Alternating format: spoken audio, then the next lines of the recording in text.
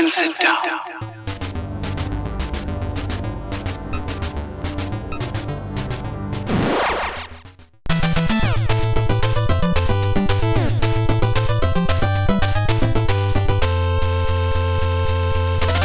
Hey everybody, and welcome once again to Toy Talk.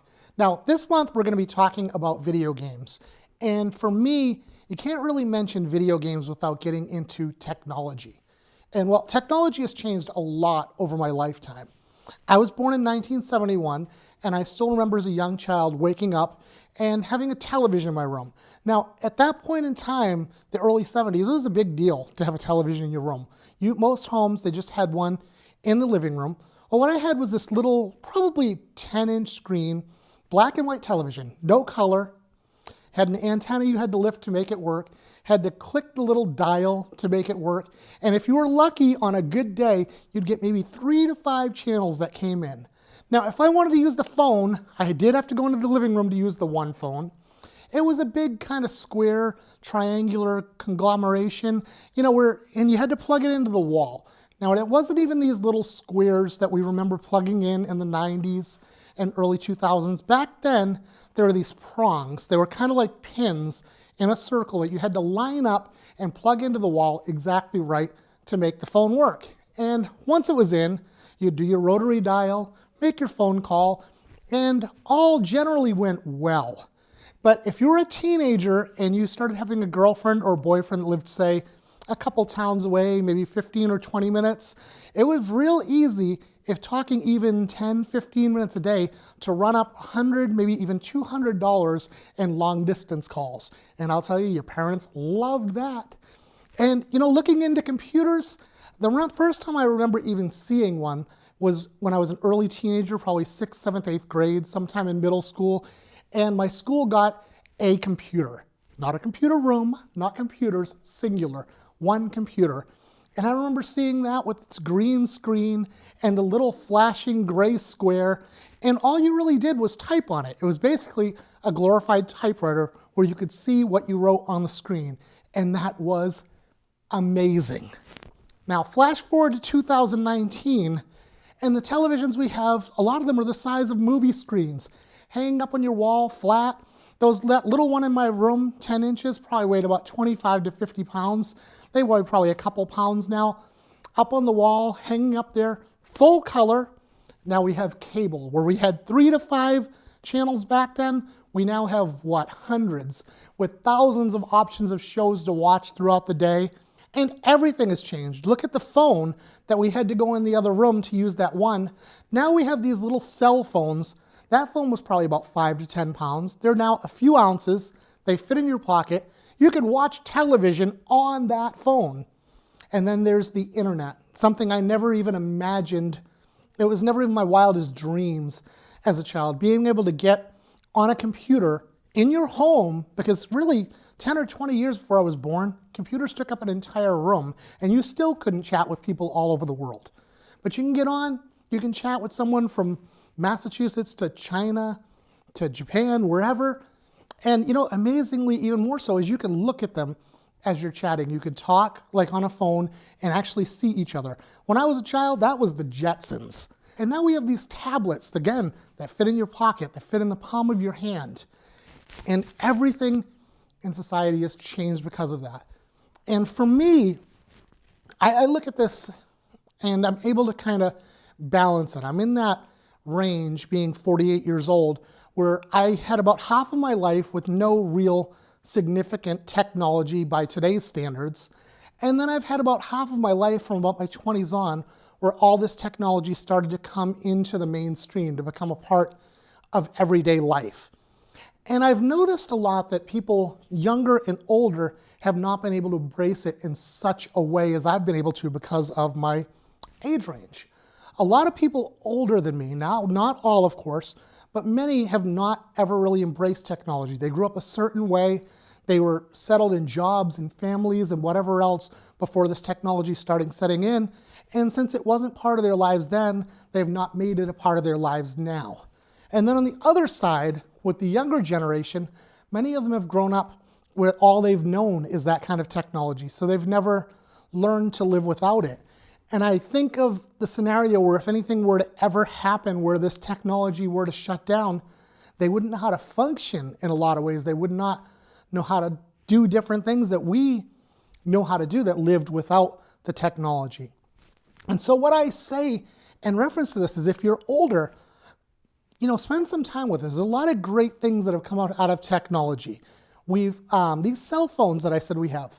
I remember breaking down on the side of a road at about maybe 17 or 18 years old and having to hike through some woods to a home, stranger's home, didn't even know who they were, and having to knock on the door to ask if I could use the phone to be able to call a tow truck. It's a dangerous situation, both walking through the woods, going to a stranger's home, all those things. Nowadays, you can just pull your cell phone out and call. That's a major benefit. There's a lot of things you can look up on social media and find and reconnect with friends that you haven't seen in maybe 20, 30, 40 years. If you're older and haven't embraced it, I encourage you, use it, get out there, get used to it. It is a part of society and it is here to stay. Now, on the other hand, if you're a younger person, child, a younger adult, has always lived with this technology, I say take some time to shut it off. Get out there a little bit. Learn to live life without the assistance of the gadgets, the computers. Learn to go out and socialize with people. Sit down and actually talk and not just type online, not just text. Because, all the technology is here to stay and it'll continue to advance over the years. There's still a great example to human interaction, to getting to know one another. And so I guess the real thing I'm trying to say today is to find a level of balance with technology. And it's a great part of our lives. There's a lot of advantages, but also, like I said, take some time to shut it down and spend time with people. We're going to cut to commercial right now, and we'll be right back with a new segment here on Toy Talk. You are the player, and the arcade is the arena. You focus your mind and propel yourself into a universe where you're the master of your destiny for as long as you can keep the trip going. This is the arcade experience. We're ColecoVision. We bring the arcade experience home with games like Donkey Kong with multiple screens, arcade controls, and arcade graphics that let you have the arcade experience at home because your vision is our vision. ColecoVision. You're watching the most exciting game you will ever see on your TV set. Telstar by Coleco with 3 different games. Telstar Tennis with digital scoring, variable speeds. Telstar Hockey. Each player controls a goalie plus a forward on the other side. Oops, a goal. And Telstar Singles Handball, a game you play yourself. Telstar Handball, Tennis, Hockey. All 3 at an exciting low price. For great family fun, hitch your TV to a Telstar by Coleco. Hey, welcome back. Now, there is something I've been wanting to do different on Toy Talk for a while. Most months I do my Toy of the Week segment, but I'm going to start doing something where I go out to some different people's stores and even their collections maybe in their home to kind of give a highlight to some other places. And we're here today at Bizarre Game Trading in Tingsboro, Massachusetts with the owner, Michelle Shea. Now, Michelle, how long have you been here in Tingsboro? So we've been here since January of last year. We were in Drake before that for 4 years. You were where before? I'm sorry? In Drake. In Drake. So the store's 5 years just into a new location. Yeah, right. Okay. And you deal obviously very much in video games.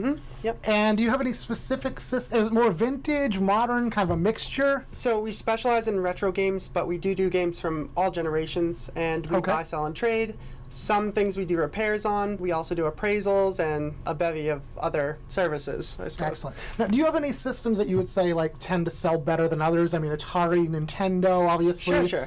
Right now, GameCube and Nintendo 64 are very popular. GameCube, really? Okay. Yeah, when we started, it was much more Nintendo and Super Nintendo, and I believe as the generations grew older, the popular systems always go back to what people were playing when they were in their teens. It makes a lot of sense because I remember the GameCube came out right around the turn of the century. I'd say right around 99 to 2000, 2000 in that 2001 range. Or something. And I don't remember it being a very big seller initially. Yeah, it wasn't. But I didn't realize it was getting such a retro following. Learning something new today. Yeah. Well, the kids who grew up playing that were born in 95 to 2000. So, absolutely. And maybe just a little bit earlier than that. Okay. But now they're at the age where they're starting to get expendable money, and they can go back and kind of collect and play with the nostalgic aspect of that. And that's exactly what you see in collectible. I mean, right now, 90s toys are becoming a lot more collectible for that exact reason. A lot of them were, people who were teenagers in the 90s are now out in the workforce and wanting to get the toys back they had when they were children. So, Exactly. With the video game system, a lot of them start, like you said, they would have been about 5 years old if they were born in 95. It came out in 2000. They started a little younger, and now it's like, I gotta have my GameCube back. Exactly. See, for me, I mean, the one I had to have was the Atari 2600.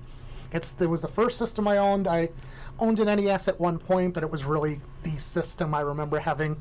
So, and then I've ended up getting the 5200, the 7800, ColecoVision, all the other ones that I didn't own. And you know what they do? They sit around and collect dust because I didn't have them when I was a kid. So, right. So great. It's nice meeting you, Michelle. Same and to you. Come on out sometime. Bizarre Game Trading in Tingsboro, Massachusetts. Tell Michelle that I sent you. Out here we entertain ourselves at home, so we got an Atari video game. There's so many different games to play. We especially like Space Invaders, zapping those little devils from outer space. It's fun, but personally I think the whole idea of creatures from outer space is a little far-fetched.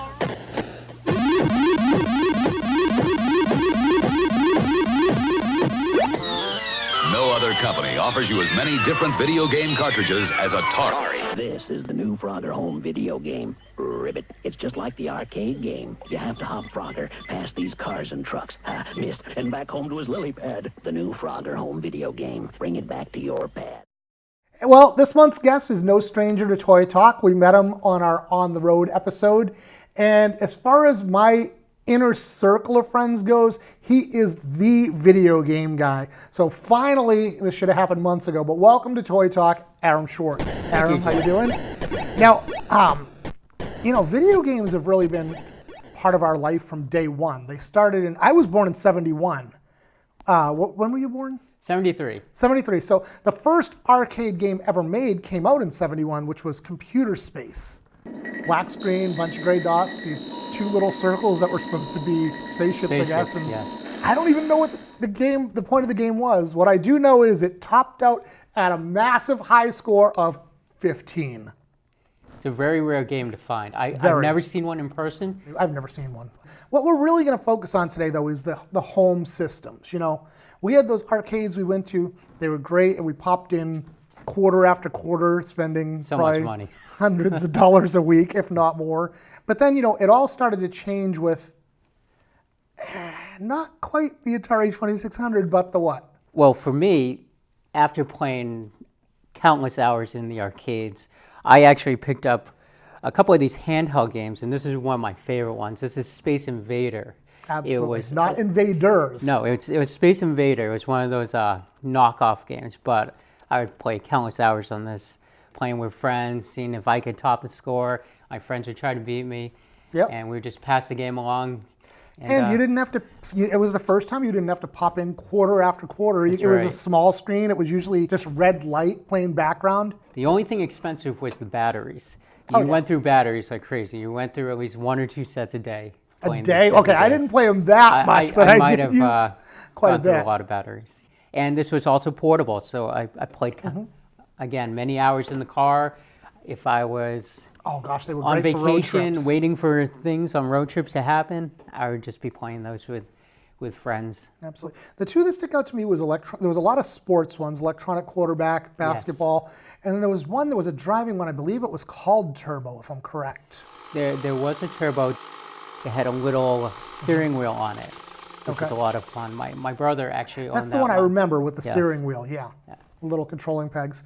But then they started to come into the systems where, well, it started originally with Odyssey that had Pong and hockey and tennis built in. Yes. They were basically these little rectangular sticks with a little square ball that just kind of went blop, blip, and there was nothing more to it.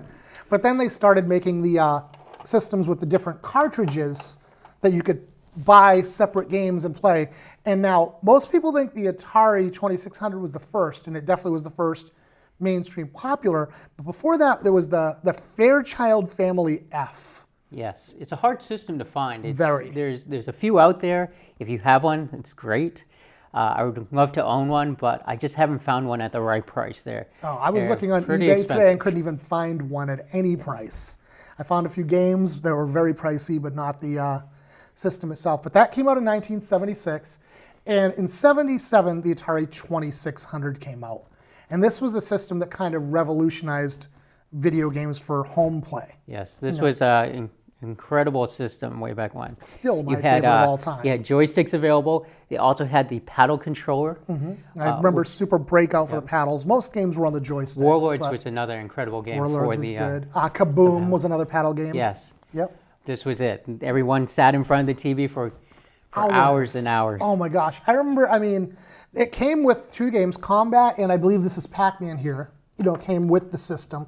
This is the wood grain system. Now, they had others that came out. There was a rainbow system that just had a line with a rainbow. And then there's another that was all black that they've called the Darth Vader system. The Vader, they essentially were the same system, just with a slightly different look. Yes. But they had so many different games. They did, like I said, these mainstream things like Pac-Man that were in the arcades. And then they spun off into pop culture stuff as well. Like you said, they had Star Wars and Jedi Arena and Return of the Jedi. Yes, that was a huge market for them. Oh, absolutely. Doing the movie type of games. They also had MASH. They had Jaws. I didn't know about Jaws. I have Flash MASH. Gordon too. I have Flash Gordon. But very good games. The movie games were They had a very popular. Ghostbusters one. That's true. Had that for a period of time. Wasn't crazy about it and wound up like trading it off. But they had a lot of movie games. Now that you say that, my all-time favorite I wanted to mention was Enduro. I did bring that. That was a racing game, and I just absolutely loved that.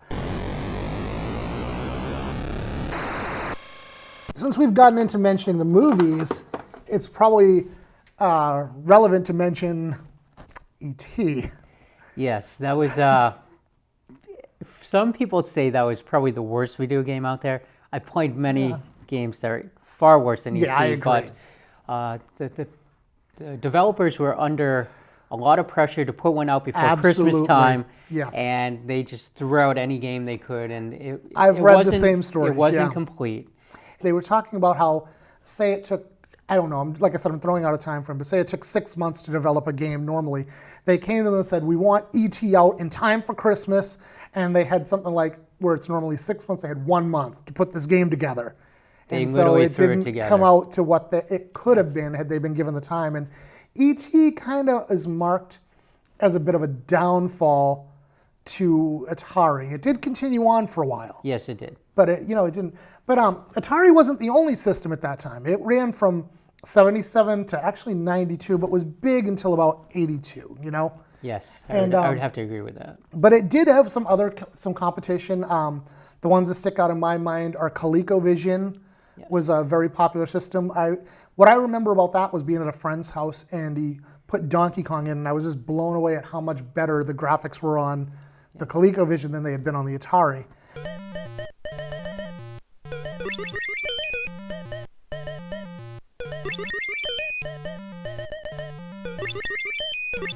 But another big competitor you brought in here was Intellivision. We're just going to kind of lift that up to be shown. Yes. The Intellivision was very unique. It was at the same time, roughly a little bit later than the Atari when it came out. But the uniqueness was, first of all, it had a multi-directional control pad. Totally different type of joystick built into the system. This is the multi-directional.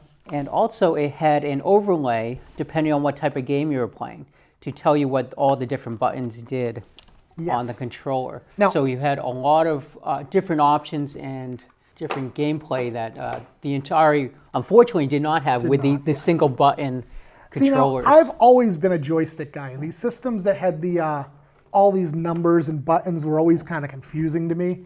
So I mean, I stayed with Atari for a long time, but these were, I have a ColecoVision at home, and and others. There was others that did, were competitive, and a lot of people liked them better. Like you said, they did do more technically. Yeah, the advantage that Atari did have though was the sheer volume of games it had for it. Oh gosh, yes. We have several different companies that put out games. You have iMagic, you have Atari, you had Sears doing Activision. Their games, and Activision was a big one with their adventure style games where you had Chopper Command, you had River Raid, which is extremely popular. Pitfall was Activision? And Pitfall. Very popular game on the Atari system. Very system. popular. Even to this day, it's still one played. of the classics, definitely. Yes. And now Atari did continue on past the 2600, but never had as much success. In 1982, they released the Atari 5200, which sunk them even further. Now, personally, I own it and I think it's a great system. But the two things they did wrong was when they made the games bigger so you could not play like backward. You couldn't play the 2600 games in the 52. And then the other problem was the 5200 was notorious for problems with the joystick. Yes. Although I do have to say the 5200 was very unique since it was the first game system that had the pause button. Oh, that's true. I So forgot. that I was didn't think about that was a problem with real gamers who were playing these long games. Was very true. If you wanted to stop the game, you had to find a hiding spot in some of the games so you can run away to grab a snack or something, and then come back to the game. Where the 5200, you could pause it, walk away, and then come back a few minutes later. And obviously a huge advantage you see on almost all systems now. Now, they did continue, that discontinued quickly. It ran from 82 to 84. And then in 86, they came out with the Atari 7800, which was actually a very good system. Yes. They got good controllers back. They got rid of those bulky 5200 things. They put the cartridges back to size so you could play the 7800 games and the 2600 games in that system. Now, and this would have been, I believe the 7800 might have saved Atari. It was a great system that might have done incredibly well if it wasn't for the fact that it came out in competition against another system you brought. Unfortunately, I didn't bring the big one with me, but we do have there's Nintendo, a reason we didn't. The Nintendo 8-bit Let's bring that over. system. Now the NES, we brought this because we're going to talk about retro systems in a minute, but the NES was just incredibly, it was just a new level. It was the same quality graphics you would see in the arcades, and that's what drew everyone in, and exactly. everyone moved over to Nintendo immediately. Absolutely. I mean, with Atari, you could play the games from the arcade, but they didn't necessarily look like the arcade. They were a lot more pixelated. They were close, but not the same. Now, the 7800, they were closer to what Nintendo had, but Nintendo still was another level. And then when they started signing names, and started putting out games like Mike Tyson's Punch-Out. Tyson was champ at the time. And, that was just a huge... They got Tecmo Super Bowl and got all the stars of the NFL. And it was just... it just took home gaming to a new level. It did. It was incredible, and there were so many titles for Nintendo. And again, you were playing almost identical copies of the games you're finding in the arcades at home, spending very little money instead of pumping quarters into those. Weren't worrying about batteries anymore either. Yes. So. And that was actually part of the decline of those arcades, which we all know and love. Hardly ever see now. They're just, you see some retro ones, but not very few and far in very between. few around anymore. Now, what I never really understood about Nintendo was the controllers. Like I said, I've always been a joystick guy, and they made all these games that were like the arcade games that still had joysticks at the time, but they made this it's actually a very good controller. I've gotten very used to using it, but it was very unique compared to anything else you had seen on any system or anything in the arcade. It was different. A lot of people with smaller hands enjoyed the control pads, and that was a big advantage to them. And I think they were, when they designed it, marketing towards kids, a younger crowd, to get them all involved in the they did it home right. Gaming. That's the bottom line, is it was popular and it worked. And we're going to get into the retros in a minute, but before we do that, Nintendo also kind of started something else on the home system, and that was the handheld games, the Game Boys. Yes. I do not have the original Game Boy with me. It's still in storage. Now, I just need to mention that now. Aram, as he brought stuff in today, Aram has a huge storage locker that's filled with mostly video games, arcade cabinets, all kinds of stuff, and to dig everything out would be next to impossible, but he did grab quite a bit for today. I do have some full-size arcade games in storage. Due to time, I was not dragging them in here for this, but I would love to eventually set them up and maybe we do an episode in the storage locker sometime. We'll have to do one of those. That'll be a special edition one. But this is one of the Game Boy systems that's portable. There's one version, that's the Game Boy Advance. This is the Game Boy Advance SP. Okay. And they even made a tiny one. This is the Game Boy Advance Micro. I was just going to say, it seems like it should be named the Micro. Yes. I was just thinking about that. But, and these, this took like what you brought out before in Space Invader and brought it to a whole new level. Now you could take the cartridges that weren't available at the time of Space Invader, and you could have those cartridges when you were on road trips in the car and stuff. Exactly. And brought gaming to a whole new level once you were able to absolutely. bring the same quality graphics as those home systems now in a little portable device. It's crazy because nowadays it's almost like you could play it on your cell phone. But but still, these were just. But these are still so much better. I love forward. playing these. But back to it now though. Going back to the Nintendo, the big thing in the modern market right now is we're seeing a resurgence of these old systems we loved, like Atari and Nintendo, Sega Genesis, others in these retro systems here. This one obviously is a mini system. Not all of them are actually. Why don't you grab the Atari one you have over here? Yes, I actually brought 2 of them. Oh, okay. Today. First is, I'm sure you've seen these in the stores. This is the Atari Flashback. Multiple versions of this with different collections of games. And each flashback is unique and has a different assortment of games, which is nice. Now, it's basically the same system, but instead of having the cartridge you put in, the games are all already built in. It's a one-time buy. Yes, and it also comes with the unique remotes to Atari with a single button controllers. Just like the original controllers. Yep. And it plays exactly like this one the original. Obviously is featuring Frogger very vividly here. Yes. I see Space Invaders, Centipede, a lot of the classic games on there. And I also got this one, and I'm going to give you this one after the show. Oh, sweet. And this is one of Pitfall. the newer flashback systems. This is an Activision collection of games. Activision Flashback Blast. I'm actually not familiar with this. This is great. Thank you, man. And this one hooks up through HDMI, and it has a wireless controller. Sweet. And you can play your favorite 20 Activision games, and it includes Atlantis. Pitfall right on the top. Atlantis, Pitfall. okay. It Hero, Chopper River Command. Raid. I remember River Raid. And Hero, another classic game. Chopper Command. So we're talking some of the Capers. best. Keystone Capers is kind of a sleeper game. I think I bought it for Atari back in the day in probably like a $5 bin or cheaper.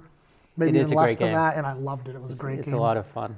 Bringing these back, it's not only getting a newer generation liking these old games, but it's reviving some of them. Now Atari, after, like I said, the 7800 and the 2600 stopped their production in 1992, so it's been 26 years.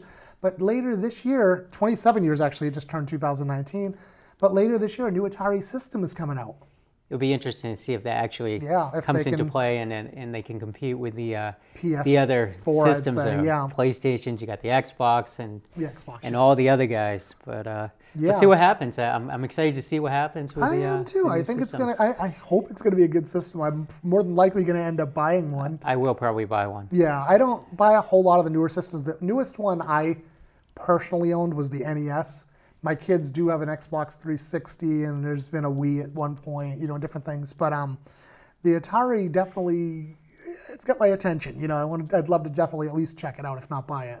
I still play the Atari all the time. And for some reason, it's not always about the graphics. It's just about the gameplay. It's something you loved as a kid, and it sticks with you. It's the memories of it. Honestly, and like I said, I mentioned Enduro, just to kind of close out on this, that it was my favorite game. And I think the reason was, I remember going over to a specific friend's house and being down in his basement and playing that, and I had never heard of the game, and I loved it. I ended up borrowing the game, and for some reason, I still have that connection to that game. I still enjoy playing it. I pop it in more than any other game. I have to say that with the internet, it actually is kind of great, since before, as a kid, when trying to find new games to play, you were only limited to what was available in your local area. Yes. Now that local area is anywhere with an internet connection. It's the world. Yeah. So instead of knowing about 50 games, I now know there's hundreds and hundreds of games out there, with even homebrews coming out, with local people still programming for the Atari 2600. Absolutely. For people to enjoy them. All right.